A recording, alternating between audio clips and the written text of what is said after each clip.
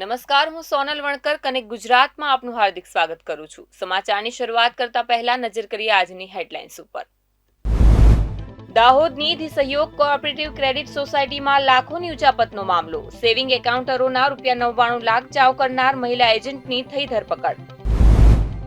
વલસાડના ધમડાચી ગામે ભર વરસાદમાં ડામર રોડની કામગીરી। વરસાદમાં ચાલતા રોડના કામને લઈ તંત્ર સામે લોકોમાં ઉઠ્યા સવાલ।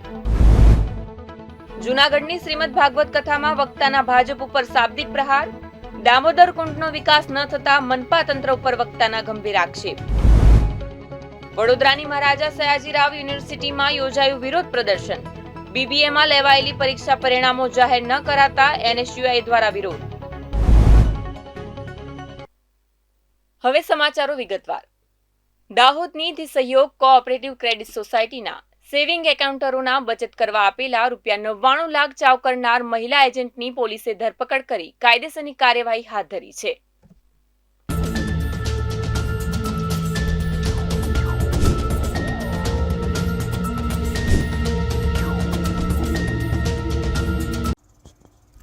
દાહોદ શહેરના હરસોલાવાડ ખાતે આવેલી ધી સહયોગ કોઓપરેટિવ સોસાયટીમાં વર્ષ 2014થી મહિલા કલેક્શન એજન્ટ તરીકે નોકરી કરતી જયમાળા અગ્રવાલે મધ્યમ અને ગરીબ વર્ગીય પરિવારો દ્વારા દૈનિક બચતમાં જમા કરવા આવેલા ₹90 લાખ જેવી રકમની ઉચાપત કરી હતી। છેલ્લા કેટલાય સમયથી ફરાર જયમાલા અગ્રવાલ વિરુદ્ધ મેનેજર દિવ્યાંગ ભટ્ટ દ્વારા દાહોદ એ ડિવિઝન પોલીસ મથકમાં નાણાં ઉચાપત મામલેની ફરિયાદ નોંધાવતા પોલીસે તપાસ આદરી હતી। છેલ્લા 3 મહિનાથી ફરાર જયમાલા અગ્રવાલ અને તેનો પુત્ર ધવલ અગ્રવાલ બંને ફરાર હતા। ત્યારે પોલીસે સાયબર સેલ, હ્યુમન ઇન્ટેલિજન્સ અને ટેકનિકલ સોર્સના માધ્યમથી જયમાલા અગ્રવાલની ધરપકડ કરી લીધી હતી, પરંતુ તેનો પુત્ર ધવલ અગ્રવાલ હજુ પણ પોલીસ પકડથી દૂર છે। ત્યારે આ મામલાની ગંભીરતા જોઈ દાહોદ પોલીસ વિભાગે પણ આવા ઠગબાજોથી લોકોને સાવચેત રહેવા માટે અપીલ કરી છે। બનાવ હકીકત એ પ્રકારની છે કે આશરે 2.5 માસ પહેલા દાહોદમાં આવેલી સહયોગ કોઓપરેટિવ સોસાયટીમાંથી જયમાલાબેન બાબુલાલ અગ્રવાલ નામના વ્યક્તિ કે જે ત્યાં નોકરી કરતા હતા, એમણે અલગ અલગ લોકો પાસેથી 88,95,000 જેટલી રકમ મેળવી બેંકમાં જમા નહીં કરી અને બેંકમાં સાથે ફ્રોડ કર્યું હોય એ પ્રકારની એક કમ્પ્લેન મળી હતી। જે અન્વયે અમે તમામ સ્ટાફ અલગ અલગ ટીમો બનાવી ટેકનિકલ અને હ્યુમન સોર્સની વોચમાં હતા। એટલે આજ રોજ એ ડિવિઝન પોલીસ સ્ટેશનને ગઈકાલે માહિતી મળી હતી। એના આધારે જયમાલાબેનની ધરપકડ હાલમાં થઈ ગઈ છે અને એમના રિમાન્ડ માંગીને આની કાર્યવાહી હાલ ચાલુમાં છે। આ બાબતે હું આપના માધ્યમથી લોકોને તાકીદ કરવા માંગુ છું કે જ્યારે પણ બેંક સાથે, કોઓપરેટિવ સોસાયટી સાથે નાણાકીય લેવડ દેવડનો વ્યવહાર થતો હોય ત્યારે એન્શ્યોર કરે કે પોતે જે નાણાં જમા કરાવે છે એમને એની પૂરતી રસીદ મળે। કોઈ ભરોસામાં રહીને વ્યક્તિગત ધોરણે કોઈ નાણાં ના આપે। જે બી નાણાં જમા કરાવશે એમની પોતાની પાસબુક કે ઓનલાઈન એન્ટ્રી ચેક કરે અને નાણાં પોતે આપેલા જમા થયા છે કે નહીં તેની પૂરતી ખરાઈ કરે, જેથી કરીને આ પ્રકારના ફ્રોડ અટકાવી શકાય છે। આ પ્રકારના ઘણા બનાવો અલગ અલગ જગ્યાએ બનતા હોય છે, તો તે બાબતે નાગરિકો એલર્ટ રહેવાની ખાસ જરૂર છે। વલસાડ તાલુકાના ધમડાચી ગામના પીરુ ફળિયામાં વરસતા વરસાદ વચ્ચે પણ ડામર રોડની કામગીરી કરવામાં આવી હોવાનું સામે આવ્યું છે। ત્યારે વરસાદ પહેલા જ રોડના વિકાસ કાર્યને લઈને પણ સવાલો ઉઠી રહ્યા છે।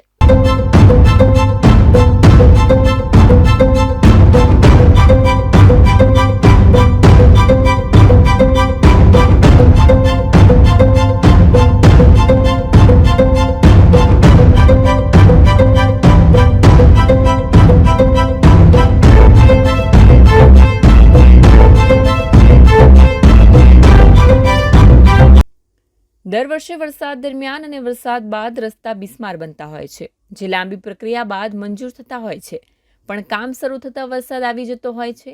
જો કે કામ લીધું હોય જેને પૂર્ણ કરવા માટે કોન્ટ્રાક્ટર પણ જે તે સ્થિતિમાં કામ કરતો રહે છે। આજે પણ કંઈક એવું જ બન્યું છે। વલસાડ જિલ્લાના ધમડાચી ગામના પીરુ ફળિયામાં સવારે વરસાદ વરસ્યો હતો, જેમાં રસ્તો ભીનો થઈ ગયો હતો, છતાં પણ તેના ઉપર ડામર રોડનું કામ ચાલુ જ રહ્યું હતું। ન તો રસ્તો સુકાવા દીધો, ન તો એર મારીને સૂકો કર્યો, જ્યાં હળવો વરસાદ પડતો રહ્યો અને ડામર રોડની કામગીરી યથાવત રહી। આ જ ડામર રોડ જો ભર તડકામાં બન્યો હોત તો ડામર ચોંટી જાત અને રસ્તો પણ ટકી ગયો હોત, પરંતુ ભર વરસાદમાં જ આ કામગીરી કરતા ડામર ચોંટતો નથી। લોકોનું માનવું છે કે સરકાર સારું જ કામ કરે છે અને વિકાસ માટે પૈસા પણ આપે છે, પરંતુ એ પૈસાનો સદુપયોગ થતો નથી અને જે સમયે કામ થવું જોઈએ એ સમયસર ન થતા આખરે વિકાસ કામનો ખર્ચો પાણીમાં જતો હોય છે। વરસાદમાં રોડ બધા તો ખોડાઈ જવાના 15 દિવસમાં જ। અહીં તો દુનિયાભરનો વરસાદ પડે. આ વરસાદમાં રોડ બનાવવાનું થોડે કંઈ હોય જો. આ વરસાદમાં બનાવે તો 15 દામાં સાફ થઈ જવાનું. એ વેસ્ટ જવાના જ તો વેસ્ટ જ નીકળી જવાના પછી સરકારના પૈસા. આ 2 મહિના પહેલાં ડામર બનાવવા જોઈએ તો છે ડામર ટકે તાપમાં પીગળી જાય તો. આ વરસાદનું પાણી પડે એટલે થોડે વળગવાનું નીકળી જ જવાનું. એ તો જૂનાગઢમાં આયોજિત શ્રીમદ ભાગવત કથામાં વક્તાએ ભાજપ ઉપર શાબ્દિક પ્રહારો કર્યા હતા.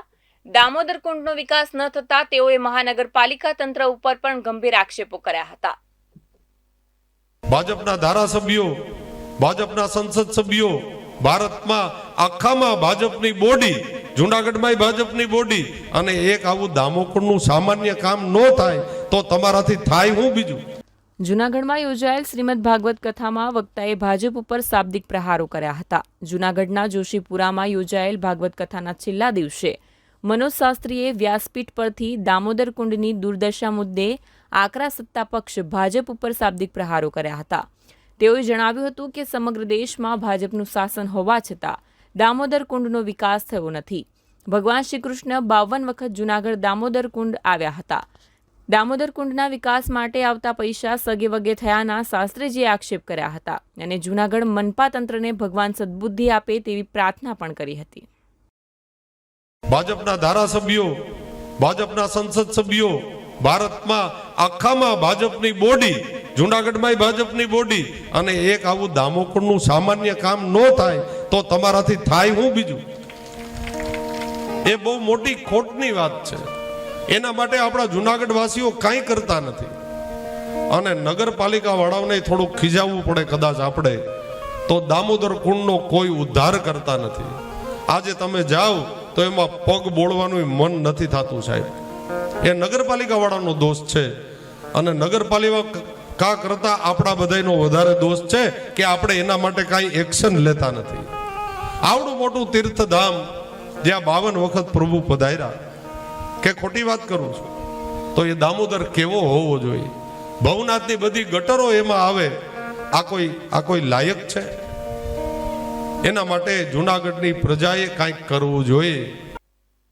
વિશ્વવિખ્યાત વડોદરા શહેરની મહારાજા સયાજીરાવ યુનિવર્સિટીમાં વિદ્યાર્થીઓના પ્રશ્ને વધુ એક વખત વિદ્યાર્થી સંગઠન NSUI દ્વારા વિરોધ કરવામાં આવ્યો હતો.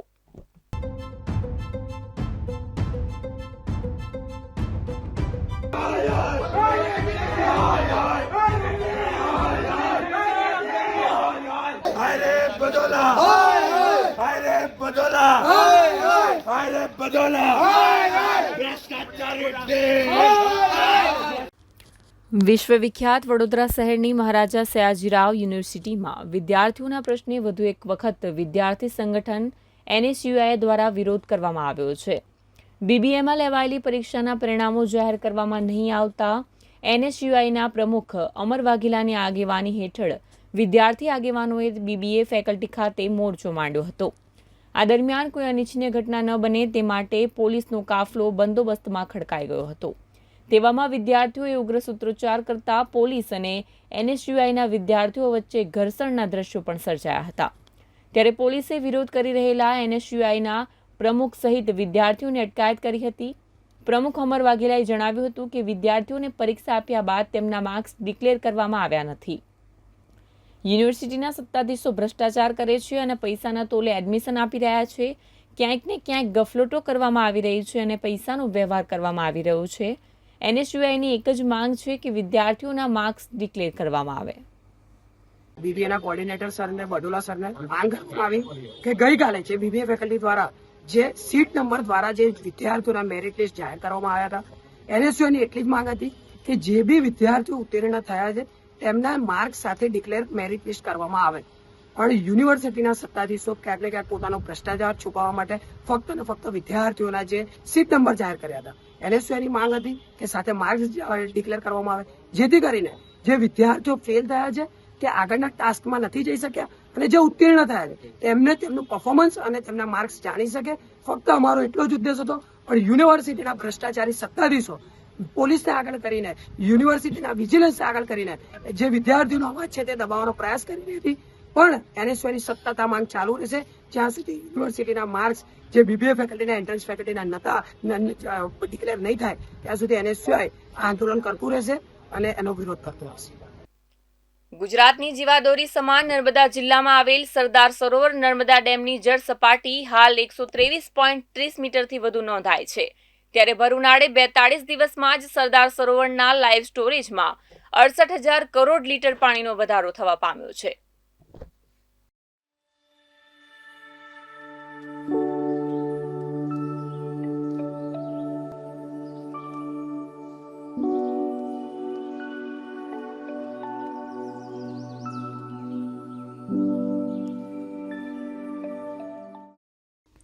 ગુજરાતના દરવાજે ચોમાસું દસ્તક દઈ રહ્યું છે ત્યારે ઉનાળામાં પણ ભારે ગરમી વચ્ચે પણ સરદાર સરોવર ડેમ રાહતના સમાચાર આપતો રહ્યો છે.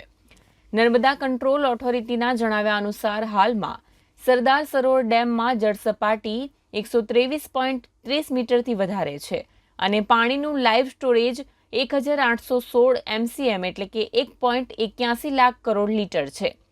અંદાજ મુજબ આ પાણીનો જથ્થો રાજ્યની વસ્તીની પીવાના પાણીની જરૂરિયાત 6 મહિના સુધી નિભાવી શકે છે. જો કે ભર ઉનાળે ગરમીમાં આનંદ આપતા સમાચાર એ હતા કે સરદાર સરોવરમાં પાણીની આવક ચાલુ રહી છે. માત્ર 42 દિવસમાં જ સરદાર સરોવર નર્મદા ડેમના લાઇવ સ્ટોરેજમાં અંદાજે 68,000 કરોડ લીટર પાણીનો વધારો થયો છે. તો બીજી તરફ સરદાર સરોવર સિવાયના રાજ્યના કુલ 206 જળાશયોમાં કુલ જળ સંગ્રહ 4,932 મિલિયન ક્યુબિક મીટર નોંધાયો છે, જેની સામે સરદાર સરોવરમાં કુલ સંગ્રહ 5,530 મિલિયન ક્યુબિક મીટર છે. એટલે કે રાજ્યના તમામ ડેમોમાં મળીને જેટલું પાણી છે એનાથી પણ વધારે પાણીનો જથ્થો સરદાર સરોવર નર્મદા ડેમમાં નોંધાયો છે. વડોદરા શહેરના બિલગામ રહેતા પતિ પત્ની વચ્ચે લાંબા સમયથી ચાલતા ઝઘડાના કારણે છૂટાછેડા લેવાનો નિર્ણય કર્યો હતો. ત્યારે રૂપિયા ન આપવા પડે તે માટે પતિએ પત્નીનું ગળું દબાવી હત્યા કરી ફરાર થઈ ગયો હતો. જો કે પોલીસે હત્યારા પતિની લખનૌથી ધરપકડ કરી કાયદેસરની કાર્યવાહી હાથ ધરી છે.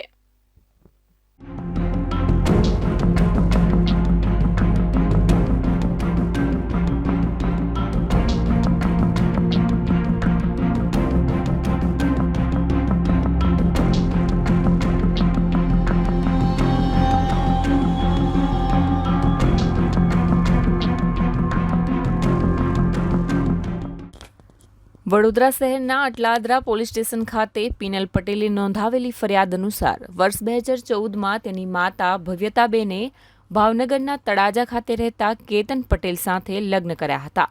અગાઉના પતિ સાથે છૂટાછેડા લેતા સમયે તેઓને રૂપિયા 13 લાખ રોકડ અને 30 થી 35 તોલા સોનું આપ્યું હતું. જે રૂપિયા અને સોના બાબતે કેતન પટેલ અવારનવાર ભવ્યતાબેન સાથે ઝઘડો કરીને માર મારતો અને મારી નાખવાની ધમકી આપતો હતો. પતિના માનસિક અને શારીરિક ત્રાસથી કંટાળી ભવ્યતાબેન તેની પીડા વિદેશમાં રહેતી તેમની દીકરીઓને ફોન પર જણાવતી હતી. કેતન સાથે લગ્ન થયા બાદ તેઓ જુદી જુદી જગ્યાએ રહેતા હતા, પરંતુ વર્ષ 2017થી વડોદરાના બિલગામ સ્થિત પરમ એવન્યુ ખાતે ફ્લેટમાં રહેતા હતા. કેતન પટેલ કોઈ કામ ધંધો કરતો ન હોવાથી અવારનવાર નાની નાની બાબતે ભવ્યતાબેન સાથે રૂપિયાની માંગણી કરીને ઝઘડો કરતો હતો. ત્યારે પતિના ત્રાસથી કંટાળી ભવ્યતાબેન છેલ્લા 2 મહિનાથી છૂટાછેડા લેવા માટે કોર્ટમાં કેસ કર્યો હતો, જેથી તેઓને રૂપિયા 5 લાખના 2 ચેક કેતન પટેલે આપ્યા અને રૂપિયા ન આપવા પડે તે માટે છૂટાછેડા બાબતે ઝઘડો કરે છે તેવું ફોન ઉપર વાતચીત કરતા સમયે ભવ્યતાબેને તેમની દીકરી કરિશ્માને જણાવ્યું હતું. ત્યારબાદ ગત તારીખ 28 મે 2024ના દિવસ બાદ તેમનો પુત્ર પિનલ અને દીકરીઓ તથા અન્ય સગાઓ ભવ્યતાબેનને સતત ફોન કરતા હતા, પરંતુ તેમના તરફથી કોઈ જવાબ મળતો ન હતો. જેથી ચિંતિત થઈ બારડોલી ખાતે રહેતા તેમના પુત્રએ અટલાદરા પીઆઈ MK ગુર્જરનો નંબર મેળવી તારીખ 31 મેના રોજ રાત્રે ફોન કરી કહ્યું હતું કે મારા મમ્મી ફોન નથી ઉપાડી રહ્યા, મારે પોલીસની જરૂર છે. જો કે પત્નીની હત્યા કર્યા બાદ હત્યારો પતિ કેતન પટેલ વડોદરાથી અમદાવાદ અને અમદાવાદથી દિલ્હી ફ્લાઇટમાં ફરાર થઈ ગયો હતો. દિલ્હી પહોંચ્યા બાદ તે ટ્રેન મારફતે વારાણસી અને ત્યાંથી ગોરખપુર થઈ નેપાળ પહોંચી ગયો હતો. તો બીજી તરફ હત્યારાને પકડવા પોલીસે સતત મોનિટરિંગ કર્યું હતું. તેવામાં હત્યારા કેતન પટેલે ઓનલાઈન ટ્રાન્ઝેક્શન કર્યું અને ક્રાઇમ બ્રાન્ચની ટીમને મહત્વની કડી મળી. કેતન પટેલ નેપાળથી લખનૌ પહોંચ્યો હોવાની ક્રાઇમ બ્રાન્ચને જાણ થતાં જ વડોદરાથી એક ટીમ લખનૌ રવાના કરવામાં આવી હતી, જ્યાંથી હત્યારા પતિ કેતન પટેલને ઝડપી લેવામાં આવ્યો હતો. આમ વડોદરા ક્રાઇમ બ્રાન્ચે ટેકનિકલ સોર્સ થકી મહત્વની કડી મળતા હત્યારો પતિ પોલીસ પકડમાં આવ્યો છે. આમાં ડીસીપી શ્રી યુવરાજસિંહ જાડેજા સાહેબ તથા એસીપી શ્રી રાઠોડ સાહેબ તથા સ્થાનિક પોલીસ સ્ટેશન અટલાદરા પોલીસ સ્ટેશનના માણસો અને અમારા ઝોનના ડીસીપી શ્રી સોની સાહેબ એમના સૂચના અને માર્ગદર્શન મુજબ આ આરોપીને લખનૌ ખાતેથી પકડી પાડવામાં આવેલ અને એની પૂછપરછ તથા ફરિયાદીની ફરિયાદ મુજબ તારીખ 28/5/2024 રોજ આ જે આરોપી છે એને આ બેનને મોત નિપજાવી અને નાસી ગયેલ, જે બાબતે 7/6/2024 રોજ અટલાદરા પોલીસ સ્ટેશનમાં આઈપીસી કલમ 302, 506(2) અને એ કલમો મુજબ ગુનો રજીસ્ટર કરવામાં આવેલ છે અને આરોપીની દાહોદ તાલુકાના રડિયાતી નજીક ખાન નદીમાંથી મળી આવેલ મૃત યુવકની હત્યાનો ભેદ દાહોદ પોલીસે ઉકેલી કાઢ્યો છે. આ સાથે જ ઉજ્જૈન ભાગે તે પહેલા જ હત્યારાને દબોચી લઈ કાયદેસરની કાર્યવાહી હાથ ધરવામાં આવી છે.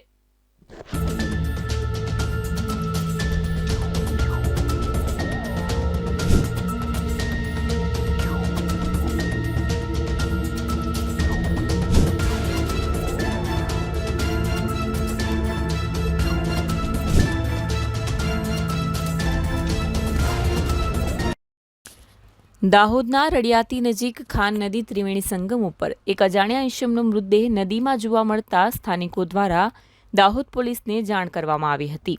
ત્યારે ઘટના સ્થળે પહોંચેલી દાહોદ પોલીસે મરણ જનારના મૃતદેહને બહાર કાઢી તપાસ હાથ ધરતા તેના માથાના ભાગે ગંભીર ઇજાઓ જોવા મળી હતી. આ વ્યક્તિની કોઈએ હત્યા કરી હોવાની આશંકાએ પોલીસે મરણ જનાર વ્યક્તિના મૃતદેહને પીએમ અર્થે મોકલી 4 જેટલી અલગ અલગ ટીમો બનાવી તપાસ હાથ ધરી હતી. ત્યારે મૃતક યુવક આગાવાડા ગામનો લાલા ભાભોર હોવાનું પોલીસ તપાસમાં બહાર આવ્યું છે.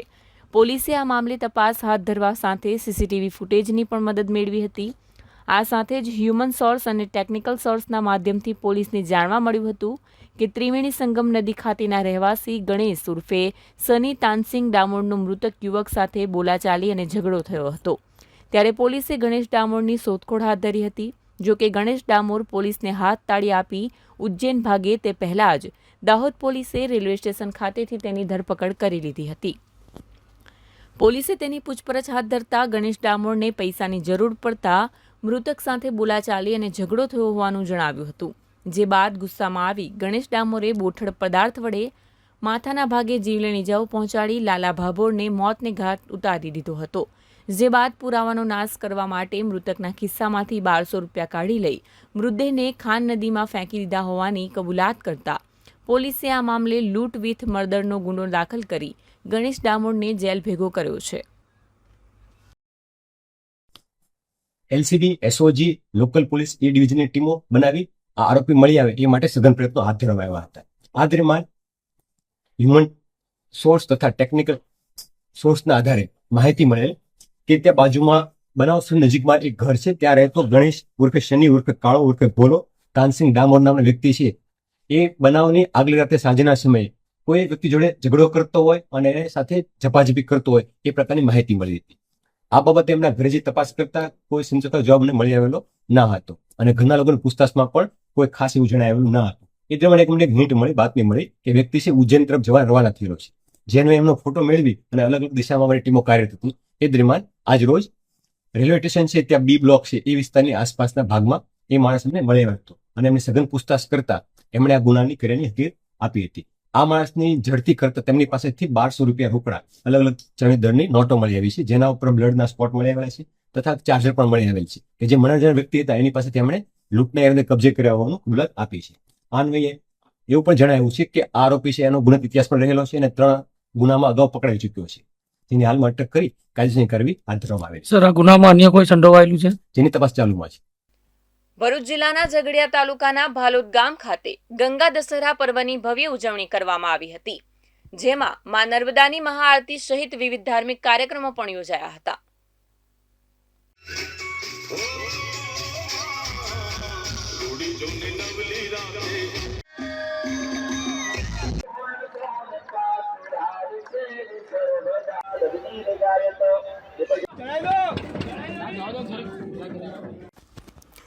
ભરૂચના ઝઘડિયા તાલુકાના ભાલોદ ગામે ગંગા દશહરા મહોત્સવની ઉજવણી કરવામાં આવી હતી, જેમાં મોટી સંખ્યામાં ભાલોદ ગામ તેમજ દૂરના શહેરમાં વસતા લોકો મોટી સંખ્યામાં ભાલોદ ગામે આવતા ગામ શ્રદ્ધાળુઓથી છલકાઈ ગયું હતું.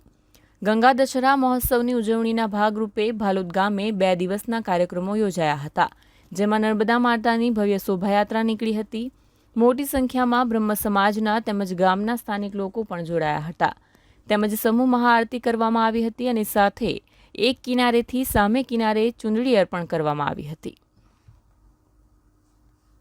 ગંગા દશહરા મહોત્સવ એ ગંગા નદી અને નર્મદા નદીનું એક મિલન છે અને એ દરમિયાન શનિ રવિ અમે આ પ્રોગ્રામ કરીએ છીએ. વતનના માણસો ફરી વતનની અંદર આવે, વતનની યાદ એમને તાજી થાય અને વતનનું ગૌરવ રહે એ માટે આ એક અગાધ પ્રયત્ન કરીએ છીએ અને ખૂબ લોકોનો સહકાર છે.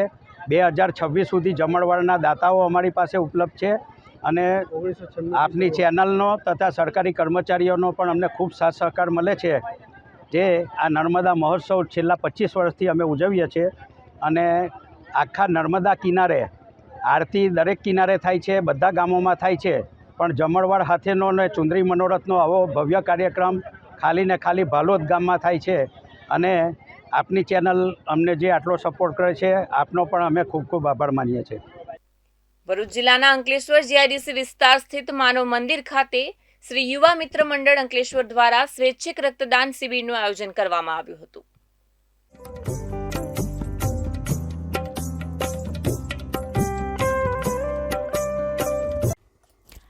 યુવા પેઢી રક્તનું મૂલ્ય સમજે અને રક્તદાન કરતા થાય તે માટે શ્રી યુવા મિત્ર મંડળ અંકલેશ્વર દ્વારા દર 3 મહિને રક્તદાન કેમ્પનું આયોજન કરવામાં આવતું હોય છે, જેના ભાગરૂપે માનવ મંદિર સ્થિત હોલ ખાતે 65મો સ્વૈચ્છિક રક્તદાન કેમ્પ યોજાયો હતો, જેમાં સમાજના સભ્યોએ ઉત્સાહભેર રક્તદાન પણ કર્યું હતું. દિવસ દરમિયાન 100થી વધુ યુનિટ રક્ત બોટલ એકત્રિત કરવાનો લક્ષ્યાંક રાખવામાં આવ્યો હતો. આ પ્રસંગે યુવા મિત્ર મંડળના પ્રમુખ હિમંત દેવાણી, પ્રોજેક્ટ ચેરમેન ધર્મેશ ડોબારિયા, સભ્ય મયુર કોટડિયા, પ્રદીપ માલવિયા અને કાળુભાઈ કુંભાણી તેમજ અન્ય સભ્યો પણ ઉપસ્થિત રહ્યા હતા. શ્રી યુવા મિત્ર મંડળ દ્વારા આ અમારો 65મો રક્તદાન કેમ્પ છે. આ રક્તદાન કેમ્પ અમે છેલ્લા 15 વર્ષથી કન્ટિન્યુ દર 3 મહિને કરતા આવ્યા છે અને અમારી રક્તદાન શિબિરમાં દર વખતે 150થી વધારે યુનિટ રક્ત અમે એકત્રિત કરીએ છીએ અને આજના ટાર્ગેટમાં પણ અમારો 150 ઉપરથી રક્તદાન યુનિટો એકત્રિત કરવાનું પ્લાનિંગ છે. વડોદરા જિલ્લાના શેરખી ગામ ખાતે ગુજરાત ક્ષત્રિય સભા દ્વારા ક્ષત્રિય સમાજના તેજસ્વી તારલાઓના સન્માન સમારોહનું આયોજન કરવામાં આવ્યું હતું.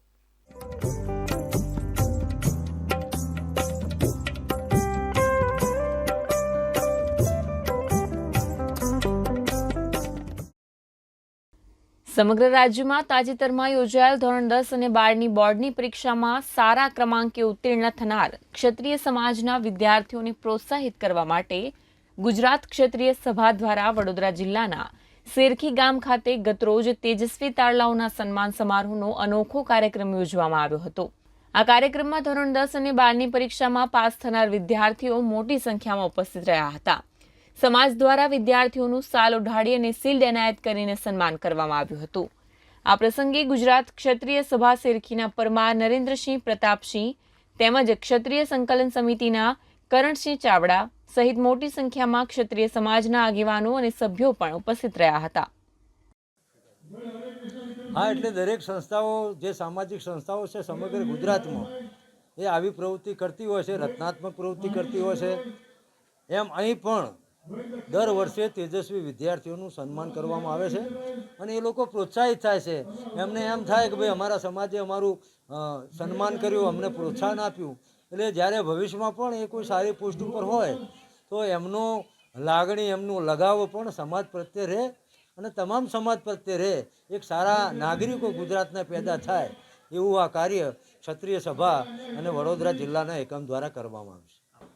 ગુજરાત સભા ક્ષત્રિય સમાજ દ્વારા જે દર વર્ષની જેમ ધોરણ 10 અને 12 જે સારા માર્ક્સે પાસ થઈને બાળકોને જે ટ્રોફીથી સન્માનિત અને આશ્વાસન ઇનામ આપીને એમણે જે સન્માનિત કરીએ છીએ, દર વર્ષની જેમ આ વર્ષે પણ આ પ્રોગ્રામ રાખેલ અને ક્ષત્રિય સમાજનો દરેક ક્ષત્રિય સમાજ સાથે રહીને જે સાથે ઊભા રહીને જે સન્માન સમારંભમાં જે આયોજન કરેલ એમનો ખૂબ ખૂબ સુરેન્દ્રનગર જિલ્લાના થાનગઢ ખાતે વરિયા પ્રજાપતિ સમાજ દ્વારા 18મો તેજસ્વી વિદ્યાર્થી સન્માન સમારોહ યોજાયો હતો.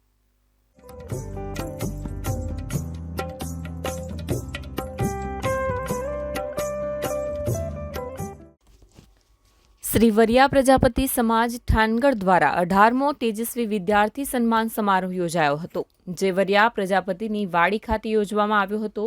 આ કાર્યક્રમમાં સમાજના 284 તેજસ્વી વિદ્યાર્થીઓને સન્માનિત કરવામાં આવ્યા હતા. રાત્રે 8 કલાકે પ્રારંભ થયેલા કાર્યક્રમનો પ્રારંભ દીપ પ્રાગટ્યથી કરવામાં આવ્યો હતો. ત્યારબાદ રાજકોટ ગેમ ઝોનમાં મૃત્યુ પામેલ દિવંગત આત્માઓના આત્માની શાંતિ માટે શ્રદ્ધાંજલિ અર્પણ કરવામાં આવી હતી. ત્યારબાદ મહેમાનોનું સ્વાગત, બાળકો દ્વારા ગીત સંગીત સાંસ્કૃતિક કાર્યક્રમ તથા ઇનામ વિતરણ કરવામાં આવ્યું હતું. કાર્યક્રમને સફળ બનાવવા માટે સમસ્ત વરિયા પ્રજાપતિ સમાજે ભારે જહેમત ઉઠાવી હતી. ભરૂચ જિલ્લાના જંબુસર ખાતે પોલીસ પરિવાર દ્વારા નવનિર્મિત હનુમાનજી મંદિરની આનંદ ઉલ્લાસ તથા ભક્તિભાવપૂર્વક પ્રાણ પ્રતિષ્ઠા મહોત્સવની ઉજવણી કરવામાં આવી હતી.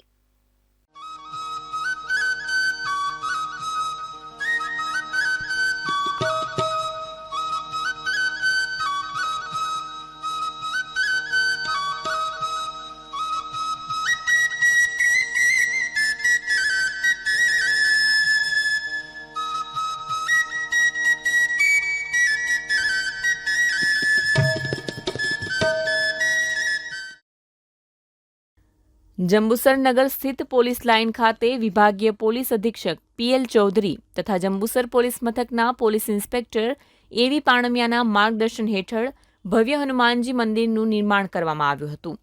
મંદિરના નિર્માણમાં જંબુસર પોલીસ મથકના સ્ટાફે ઉમંગભેર કરેલ કામગીરીના પગલે નિર્માણ પામેલ મંદિરની પ્રાણ પ્રતિષ્ઠા આજરોજ યોજાઈ હતી.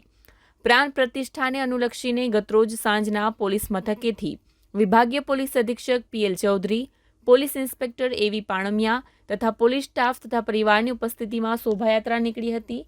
ડીજેના તાલે નીકળેલ શોભાયાત્રા નગરના મુખ્ય માર્ગ ઉપર થઈને પોલીસ લાઇન પહોંચી હતી, જ્યાં આજરોજ નવનિર્મિત મંદિર ખાતે હનુમાનજીની મૂર્તિની પ્રાણ પ્રતિષ્ઠા વિધિ વિધાન ભૂદેવની ઉપસ્થિતિમાં વિભાગીય પોલીસ અધિક્ષક પીએલ ચૌધરી, પોલીસ ઇન્સ્પેક્ટર એવી પાણમિયા તથા પોલીસ સ્ટાફે પરિવારજનો સાથે કરી હતી. પ્રાણ પ્રતિષ્ઠા વિધિ સંપન્ન થયા બાદ મહાપ્રસાદીનું પણ આયોજન કરવામાં આવ્યું હતું. તેમજ રાત્રિના પોલીસ લાઇન ખાતે લોકડાયરાનું આયોજન પોલીસ પરિવાર દ્વારા કરવામાં આવ્યું હતું, જેમાં પોલીસ સ્ટાફ તથા પરિવારજનોએ ઉત્સાહભેર ભાગ લઈ ભક્તિના રંગે રંગાયા હતા. પ્રાણ પ્રતિષ્ઠા સમારોહમાં જિલ્લા પોલીસ વડા મયુર ચાવડા, તાલુકા પંચાયત પ્રમુખ નીતિનભાઈ પટેલ, માજી ધારાસભ્ય છત્રસિંહ મોરી, તાલુકા ભાજપ પ્રમુખ બાલુભાઈ ગોહિલ, તાલુકા ભાજપ મહામંત્રી બળવંતસિંહ પઢિયાર, માજી ધારાસભ્ય સંજયભાઈ સોલંકી, પીએમસી ડિરેક્ટર હરદીપસિંહ પરમાર, ભાજપ જિલ્લા કિસાન સંઘ અગ્રણી કુલદીપસિંહ યાદવ સહિત નગર તથા તાલુકાના અગ્રણીઓ પણ ઉપસ્થિત રહ્યા હતા. ભરૂચ જિલ્લાના આમોદ તાલુકાના સમની ગામ નજીક ટ્રક અને કાર વચ્ચે અકસ્માત સર્જાયો હતો. જો કે આ અકસ્માતમાં કોઈ જાનહાનિ નહીં થતા લોકોએ રાહત અનુભવી હતી.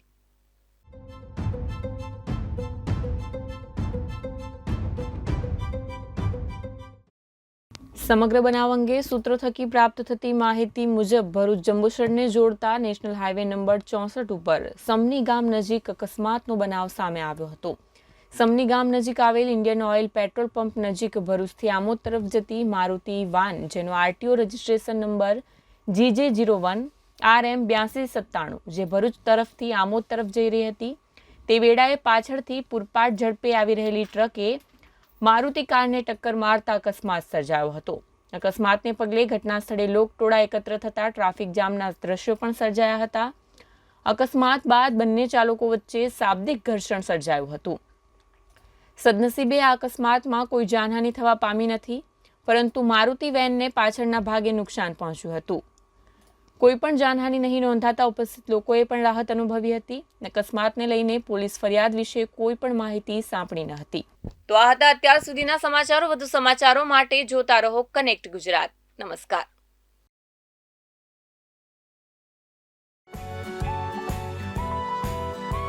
કનેક્ટ ગુજરાતની યુટ્યુબ ચેનલને સબસ્ક્રાઇબ કરી ક્લિક કરો બેલ આઇકન અને મેળવો વિશ્વભરના ન્યૂઝ અપડેટ.